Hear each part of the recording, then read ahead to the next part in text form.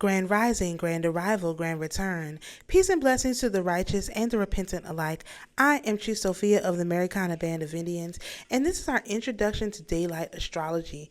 In this video, we're going to talk about the sexual magic color theory by Paschal, Beverly, Randolph. So this is information that I calculated myself. I've never publicly released this information. I've talked about it. I've used it.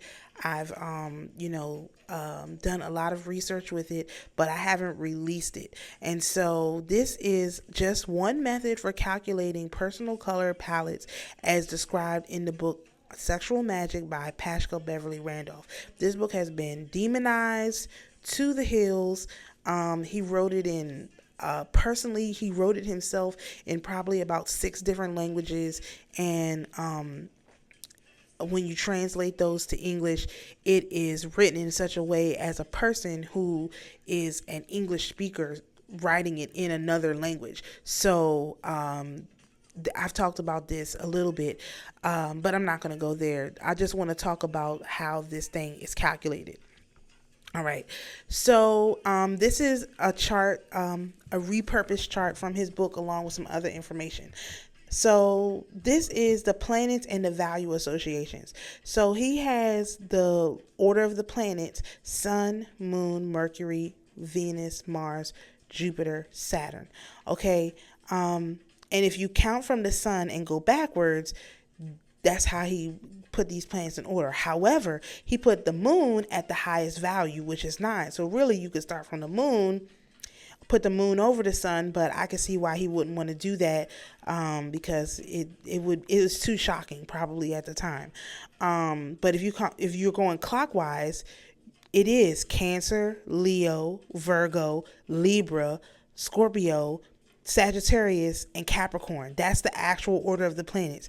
And so again, clockwise, not counterclockwise, like most astrologers do. So these values vary from 9 all the way down to 3. The reason why there's no 1 or 2, in my opinion, is because 1 and 2 are both affiliated with the North Node and the South Node, which comes back to the moon. The North Node is the North Node of the moon. The South Node is the South Node of the moon.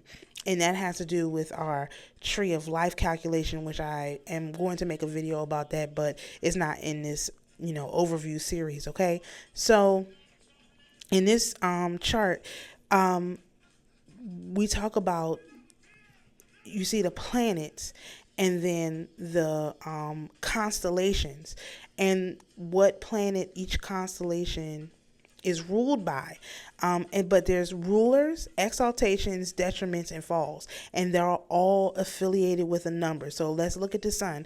The number is 6. Okay, that's the number associated with the sun, 6. The ruler is Leo. Okay, but it's exalted in Aries. Why? Because Aries is also a fire sign. Its detriment is Aquarius because it's an inconjunct point, and its fall is in Libra. It has to do with where Leo is and how it's related to Libra. That's how all of these are, okay? Those things are not in question because they're based on the degrees and the mathematical theories and all of that. So we're not putting that into question. We're going to use it as is unless there's some reason to change it. But I just wanted to point out this is why this chart looks like this. So in order to do the calculations, you have to have an understanding of how this particular chart works. So we also use the degree theory. Now, the degree theory is basically each planet is affiliated with a certain degree from 1 to 29. Now, they round 0 up to 1, so that's one thing. But they don't round any of the other ones up. I just use it like this. I didn't get into the whole thing because if it was me, I would put, but you see how it would technically be, there is no 30 degrees. There's only a 0. And 0, you have to round up to 1. So, Anyway, that's neither here nor there. I'll just leave this as this. So this is just so you can have a understanding of how I do this theory. I use the degree theory as it's been presented. Okay, I didn't make no calculation changes. Okay, so this is the day we're going to calculate for, and we're just going to use the basic standard planets I already mentioned and the basic degrees. So here we have the sun at 27 degrees. I don't use the smaller ones. I don't round up. I'm not going to do any of that. That's unnecessary for a basic understanding. Because with their telescopes, they would not have been able to see seconds. Okay, I don't care what people say. They wouldn't have bothered. They wouldn't have been able to see it. It wouldn't have been like that. Okay, so we're just going to do basic degrees. So the sun was at 27 degrees of Taurus. The moon is at 2 degrees of Aquarius. Mercury is at 14 degrees of Taurus. Venus is at 12 degrees of Aries. Mars is at 14 degrees of Leo. Jupiter is at 25 degrees of Gemini, and Saturn's at 29 degrees of Pisces. Now, when I do this for people, which I do as a service, when I do this for people for birth charts or days or whatever, I use my tree of life as the formula. So I use more calculations than what we're going to use in this example. I use more points. I use different techniques, but I wanted to give the information as closely related to what he gives in the book so people can have a basic understanding. This is by far is not the only way to do this. This is just the way that I'm showing you. I don't even do it like this. I'm way more complicated, okay? My way takes forever. Like, it's very complicated, but I use a lot more data points. But you can do it with these few data points and you'll still get fantastic answers, okay, on what this stuff is. So here's our practice calculation now. As you can see here, I made a chart. Now, May 18th is our spiritual new year. And you'll see at the end why that is. I didn't even know this when I never did this calculation for this day before I made this chart. Okay, I just said, okay, I gotta pick a day. I already have a chart. I already have it open. Let me just do this day.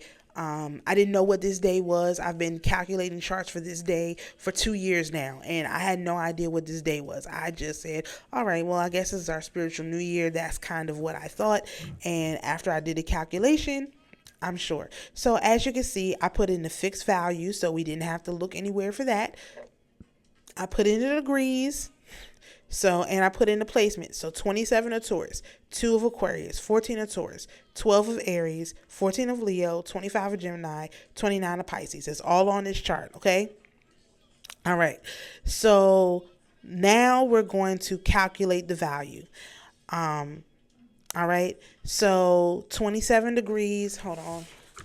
Let me open up my page.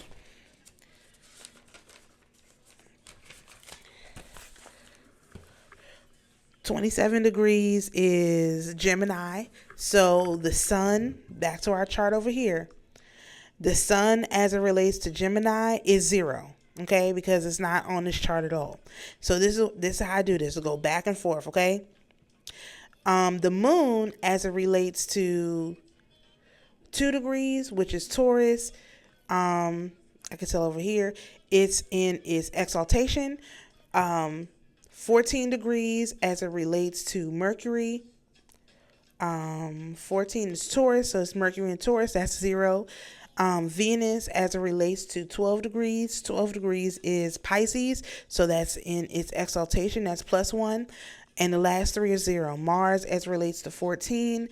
14 is Taurus, so it's 0. Jupiter as it relates to 25. 25 is Aries, that's 0. Saturn as it relates to 29. 29 is Leo, that's 0. Okay, so that's how we got the values on this chart.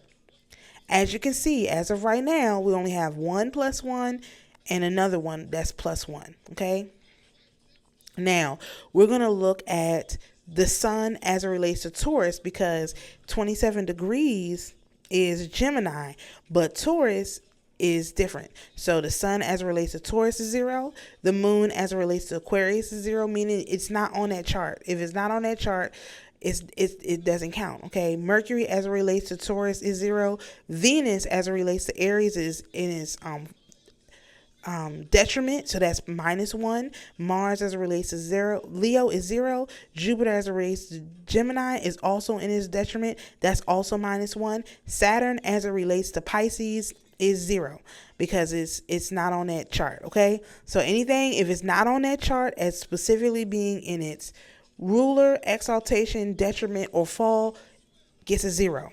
Now we got to do some math. So Venus has a +1 and a -1. That's 0. Okay, because you got to be able to multiply this. 0 times -1 is also 0 for Jupiter. So the only one that has a positive number on this chart is the moon at +1, and you can see that as it's here.